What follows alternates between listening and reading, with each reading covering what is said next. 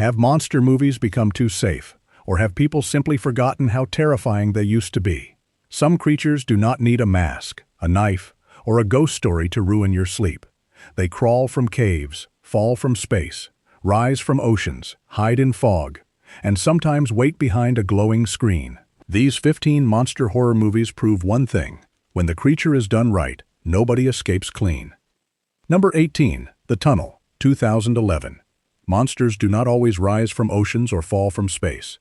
This one waits beneath the city, where nobody wants to look. The tunnel turns abandoned infrastructure into a breathing nightmare, using found footage style to make the horror feel like recovered evidence. The story follows a journalist investigating strange disappearances inside the old tunnel systems beneath Sydney. At first, it feels like a government cover-up, a buried scandal hidden under concrete and silence. But the deeper the crew goes, the more the tunnels stop feeling empty. Echoes become warnings, darkness becomes movement, and every corridor feels like part of a hunting ground. The creature is never over-explained, which makes it more disturbing. You are not given comfort, mythology, or clean answers. The tunnel works because it understands one simple fear. Sometimes the scariest thing underground is not being lost.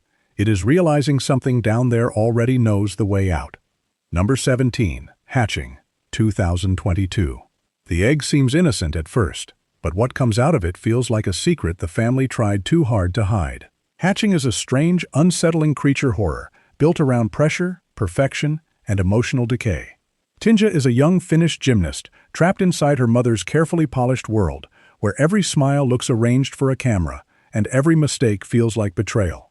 When Tinja finds a mysterious egg and secretly cares for it, the creature that hatches becomes more than a monster. It becomes a reflection of everything ugly, wounded, and suppressed inside that perfect-looking home. Director Hannah Bergholm uses practical creature work to give the horror a raw, physical discomfort. The monster feels fragile, disgusting, and strangely tragic at the same time. Hatching is not loud horror. It creeps under the skin because its creature is personal. It asks what happens when family pressure finally grows teeth. Number 16. Life, 2017. The first discovery of alien life should feel like a miracle, but life turns it into a locked-room death trap in orbit. Aboard the International Space Station, a crew studies a dormant organism recovered from Mars and gives it the harmless name Calvin. At first, Calvin is tiny, fascinating, and scientifically priceless. Then it begins to grow, learn, adapt, and kill with terrifying efficiency. What makes the film work as monster horror is how cold and natural the creature feels. Calvin is not evil, not emotional, and not theatrical. It simply wants to survive, and it is better at survival than the humans studying it. The zero-gravity setting turns the space station into a floating cage, where every mistake can drift back toward the crew. With Jake Gyllenhaal, Rebecca Ferguson, Ryan Reynolds, and Hiroyuki Sanada adding human pressure, life becomes a sleek, tense alien nightmare with no easy escape. Number 15. Come Play, 2020. Some monsters do not break down the door. They wait for the child to look at the screen. Come Play takes one of the most ordinary things in modern life, a phone or tablet, and turns it into a doorway for something lonely, hungry, and terrifyingly patient. The story follows Oliver, a nonverbal autistic boy who already feels separated from the world around him. His parents are struggling, his school life is painful, and his devices are his main way of communicating. Then a strange digital storybook begins appearing, introducing Larry, a tall, skeletal creature that claims it only wants a friend. That idea is what makes the movie unsettling. Larry is not just a monster chasing victims, he is a nightmare built from isolation. Director Jacob Chase expands his own short film into a creature feature with emotional weight, using practical-looking horror and family tension to make every shadow feel personal. It is not the loudest monster movie, but its sadness makes it harder to shake. Number 14. Slither, 2006. The worst invasion is the one nobody notices until the town has already started changing. Slither begins like a nasty small-town joke, then slowly mutates into one of the most disgusting and entertaining creature horrors of its era. A meteor crashes near a quiet community, bringing an alien parasite that infects people, twists bodies, and turns familiar neighbors into something wet, twitching, and almost impossible to recognize. James Gunn blends monster horror, body horror, and dark comedy with a confidence that makes the film feel alive in every frame. Nathan Fillion brings dry survival energy, Elizabeth Banks grounds the chaos, and Michael Rooker gives the transformation at the center of the story a weird, tragic ugliness. The creature effects are slimy, absurd, and genuinely horrifying, but the real hook is how fast normal life collapses. One bad thing falls from the sky, and suddenly love, marriage, friendship, and community become feeding grounds. Slither is funny, but it is also proof that gross-out horror can still have teeth. Number 13. Mimic, 1997. Humanity creates the cure, then discovers the cure has learned how to hunt. Mimic starts with a terrifyingly believable idea. A deadly disease is spreading through New York, carried by cockroaches, and scientists engineer a new insect breed to wipe it out. The plan works, but nature does not stay obedient for long. Years later, something huge is moving beneath the city, hiding in subway tunnels, adapting, watching, and imitating the shape of human beings. That is the nightmare at the center of the film. Guillermo del Toro's Hollywood debut carries his love for monsters, dark spaces, and tragic biological design, even though the production was famously difficult. The Judas breed is not just a giant bug. It is a punishment for scientific arrogance. The underground setting gives the movie a filthy, claustrophobic pressure, where every shadow could unfold into wings, legs, and teeth. Mimic may not always get the respect it deserves, but as a creature feature, it has one unforgettable hook. What if the monster learned to look like us? Number 12. Crawl, 2019. The scariest place to be trapped is not a haunted house. It is your own home when the water starts rising. Crawl turns a simple survival setup into a vicious monster nightmare, and that is exactly why it works so well. Haley Keller drives into a hurricane evacuation zone to find her missing father, only to discover him injured beneath their old family house. The storm is closing in, the crawl space is flooding, and the real danger is already moving through the dark water. The alligators in this movie are not supernatural, but they are filmed like ancient punishment with teeth. Director Alexandra Aja keeps the story tight, brutal, and constantly escalating, using one location, two desperate characters, and a rising flood to squeeze every bit of tension from the premise. Kaya Scodelario gives Haley a tough, physical urgency, while Barry Pepper gives the father-daughter relationship enough emotional weight to make the survival matter. What makes Crawl so effective is its simplicity. There is no complicated mythology, no over-explained monster origin, no wasted subplot. Just water, blood, concrete, thunder, and predators waiting beneath the surface. It is lean, nasty, and proof that animal horror still bites hard when the filmmaking is this focused. Number 11. The Blob, 1988. A monster does not need eyes to watch you, and The Blob understands that better than almost any creature feature of its decade. This is not just a remake of an old drive-in classic. It is a meaner, faster, more disgusting reinvention of a monster that cannot be reasoned with, wounded, or scared away.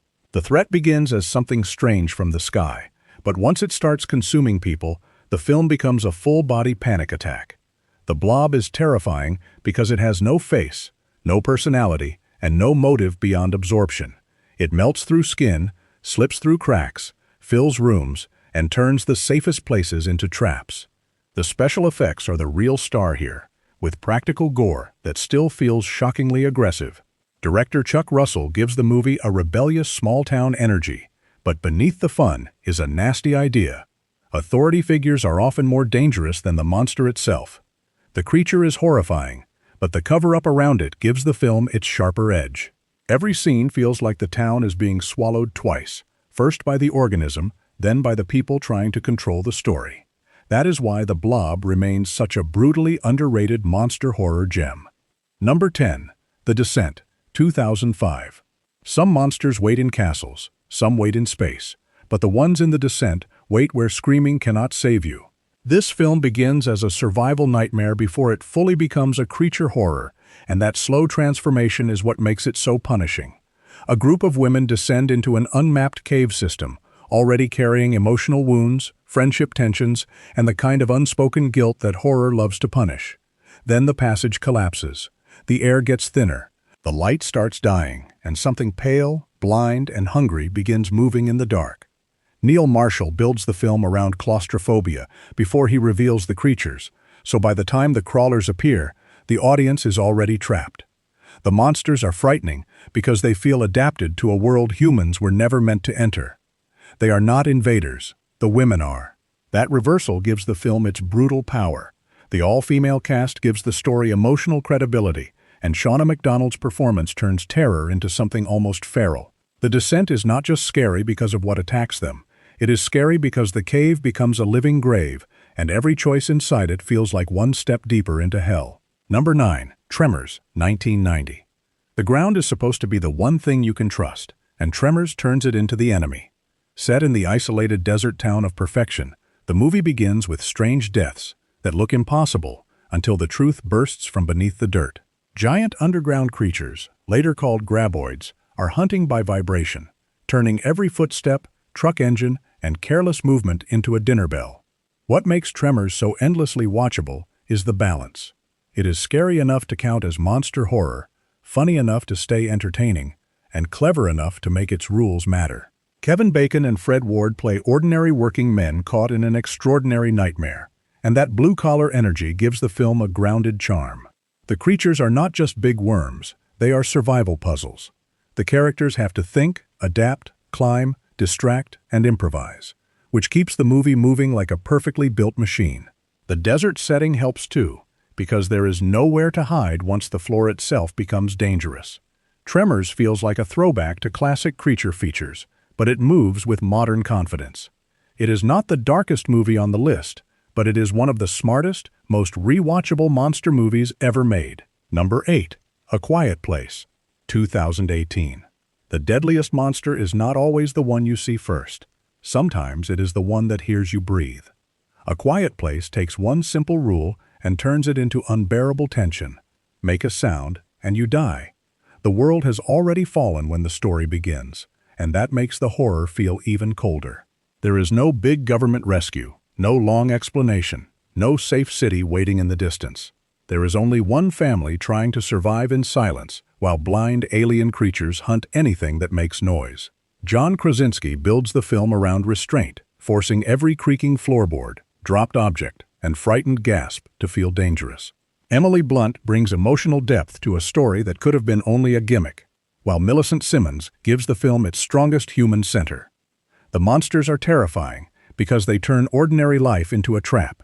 Eating, walking, crying, childbirth, grief, and even love become risks. That is the cleverness of the film. The creatures are not just predators, they redesign the entire world around fear. A Quiet Place works because it understands that silence is not empty. Silence can be pressure.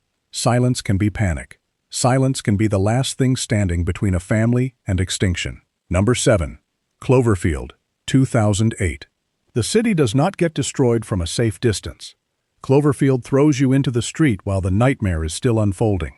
That is what makes it feel different from many giant monster films. Instead of giving you wide, heroic shots and military briefings, the movie traps you inside shaky, frightened, human-level footage. A farewell party becomes a disaster zone in minutes. Something enormous hits Manhattan. Buildings shake, lights go out, people run, and nobody fully understands what they are seeing. Matt Reeves turns the found footage style into a weapon. The camera does not explain the monster. It panics with the characters. That limited perspective makes the creature feel larger, stranger, and more uncontrollable. The genius of Cloverfield is that the monster is not treated like a spectacle at first. It is treated like confusion. Smoke, screams, falling debris, distant roars, and quick glimpses do more damage than a clean reveal ever could. The smaller parasites add another layer of body horror panic, proving the disaster is not just above the skyline, but crawling through tunnels and shadows too. The film also captured a very modern fear, the instinct to record catastrophe even while running from it. Every moment feels like evidence recovered after everyone is gone. Number 6. The Host, 2006. A monster rises from the river, but the real horror is how quickly everyone in power fails the people who need saving. The Host begins with one of the best creature attacks in modern monster cinema. Broad daylight, a crowded riverbank, confusion turning into panic, and a mutant creature moving with terrifying speed. It snatches a young girl, Hyun-soo, and disappears back into the water, leaving her family shattered. But Bong Joon-ho does not stop at creature horror. He turns the monster into the center of a larger story about panic, government incompetence, media hysteria, and ordinary people forced to act because the system will not. Song Kang-ho plays Gang-do as an imperfect father, clumsy and underestimated, but his love gives the film its emotional engine. The family's mission to rescue Hyun-soo becomes desperate, messy, and strangely funny, which is part of the film's brilliance. The tone keeps shifting, but it never feels careless, because the danger always remains real. The creature is memorable, not because it is the biggest monster ever made, but because it feels like a polluted consequence, crawling out of human negligence.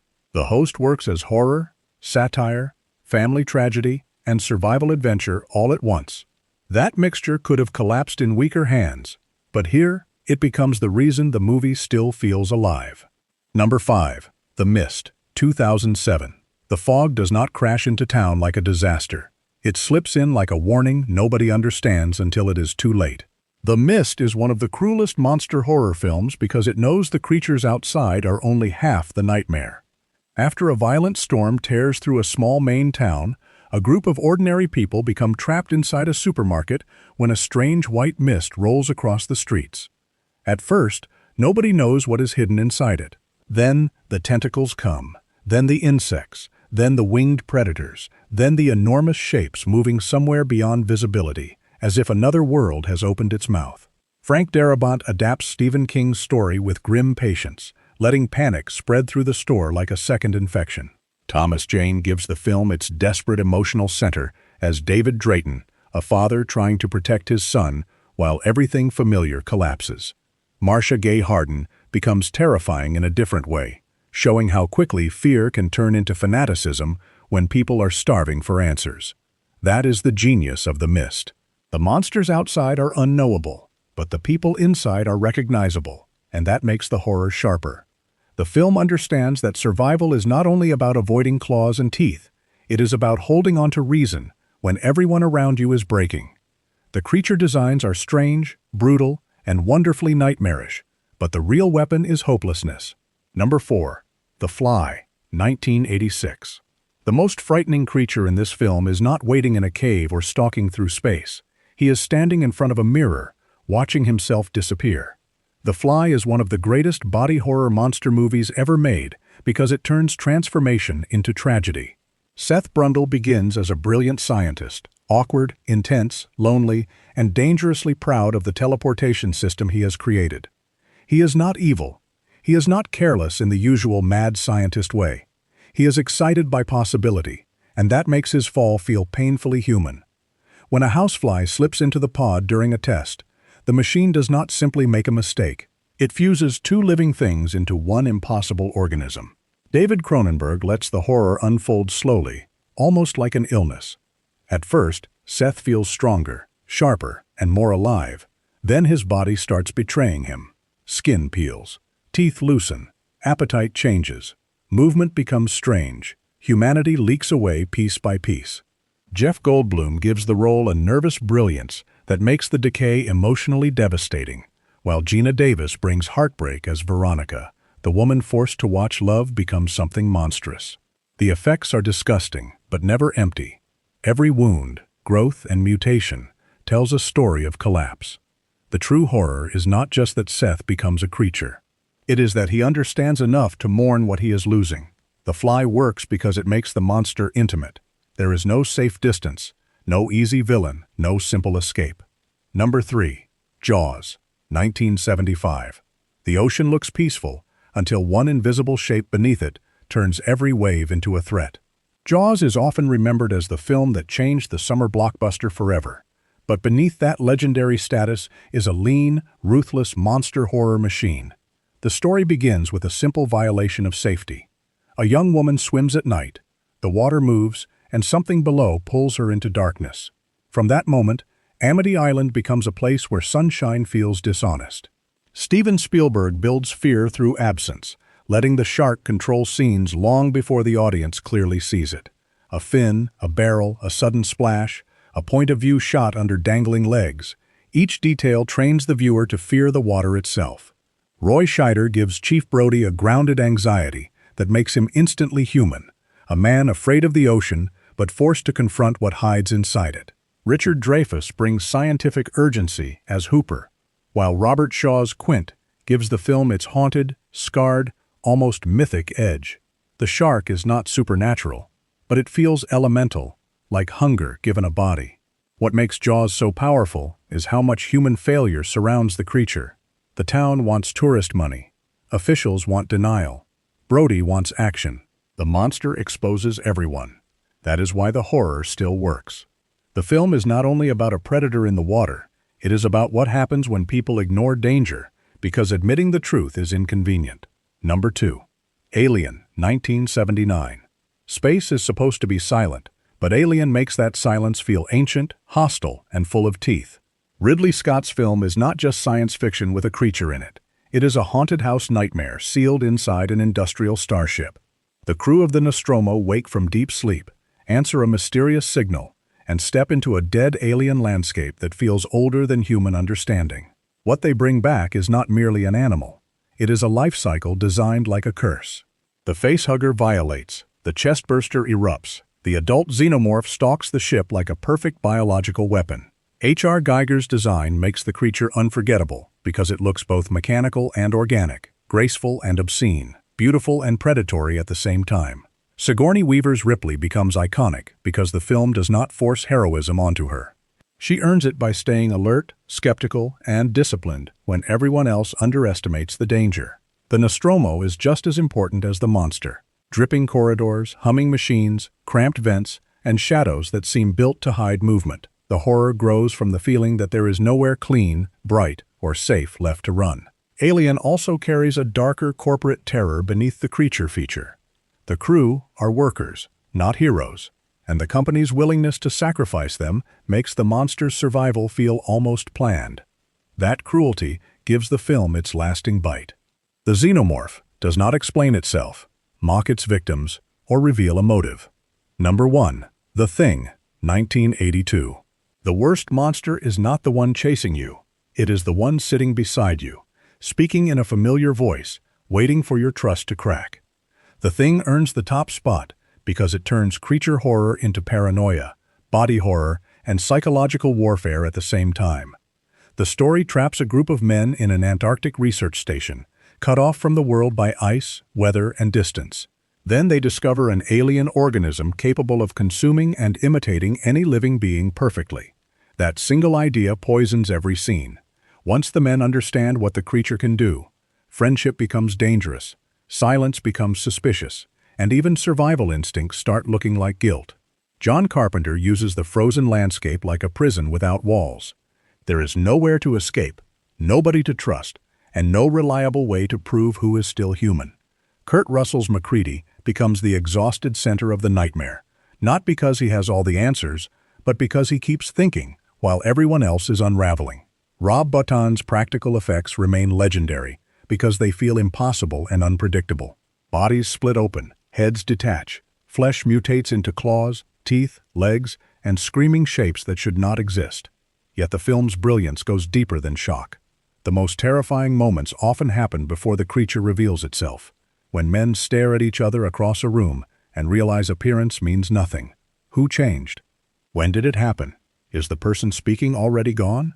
The Thing refuses to comfort the audience with certainty, and that is why it still feels dangerous. Many monster movies scare you with what the creature looks like. This one scares you by proving that looks are worthless. The monster could be anyone, and by the end, trust itself feels infected. Some monster movies scare you for a night. These crawl into your memory and stay there.